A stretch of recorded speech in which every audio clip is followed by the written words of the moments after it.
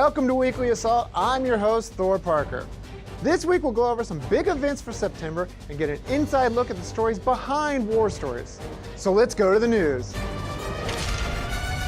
September is going to be a great month for everybody out there that loves XP. From September 1st to September 14th, we're giving you free XP to Crew XP conversion. And this is something a lot of you have been asking for, so during this event, you'll be able to convert any of your free XP to Crew XP. And speaking of XP, we're celebrating Labor Day on September 4th with ×3 XP on your first win for all of your tanks. Great job, man! We have a special new tank available this month, Maria Oktoberskai's Fighting Girlfriend T-34. And this tank comes with the very first historical female crew we've ever had in the game. Now, Maria was a Soviet tank driver during World War II and was the first female tank driver to be awarded the Hero of the Soviet Union Award, which is the Soviet Union's highest award for bravery during combat.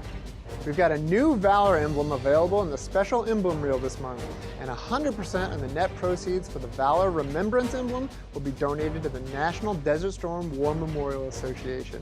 And you can learn more about the charity at our website, console.worldoftanks.com. By now, you've had a chance to get your hands on the new War Stories single-player campaigns and experience our first two stories, Brothers in Armor and Flashpoint Berlin. And with more war stories on the way, we wanted to give you a look at what goes inside writing our war stories with our narrative designer, Daryl Higa. My name is Daryl Higa, and I'm the narrative designer on World of Tanks War Stories. A narrative designer is someone who puts together story ideas for a game. In the case of World of Tanks War Stories, that was my responsibility. So we have two war stories, Brothers in Armor and Flashpoint Berlin. Brothers in Armor was basically because I discovered this really cool story about the Soviets. When they received Lend-Lease Shermans, they decided, instead of trying to spread them out amongst all their units, which would make logistics really complicated, they concentrated all their Shermans into specific units. And one of these units participated in the Battle of Romania. So we said, hey, that's an interesting place to tell a war story.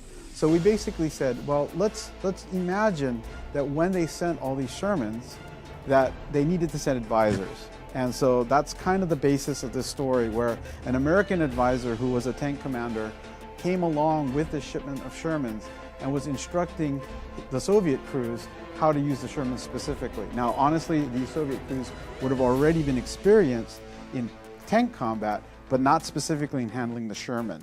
Now, during the Battle of Romania, basically the Soviets were preparing an attack against the German forces when the Germans preemptively attacked, and that's sort of where our story begins.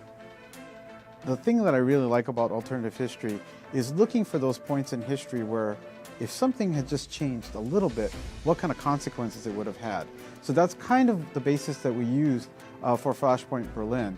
What we did is that we thought about, well, what happens if something went wrong with the airlift? So historically, the airlift is where they brought supplies into Berlin because Berlin was being blockaded by the Soviets. And basically, they were starving the population out. So this really left the Western Allies with very little choice. So in our scenario, Flashpoint Berlin, basically the Western Allies decide to deliver supplies via an overland route, basically driving supplies from West Germany through East Germany into West Berlin. And because of that, not saying who shoots first, but basically the conflict erupts and you're basically a tank commander stuck in the middle of this. The nice thing about the War Stories format is that we can explore lots of different places and lots of different times. So usually what we're looking for are these little interesting tidbits in history or key points where something could have happened differently. And if it did happen differently, what implications would it be? And what would it feel like to be in those soldiers' shoes? And that's kind of the whole motivation behind War Stories. And that's why, we don't necessarily have to do things specifically in World War II. We can look at periods after World War II. We can look at periods even before World War II. These are all possible. History has a lot of these really neat turning points, and I think turning them into more stories for you to enjoy is going to be really, really exciting. That's it for this week. Remember to visit us online and follow us on social for everything World of Tanks. Thanks for watching.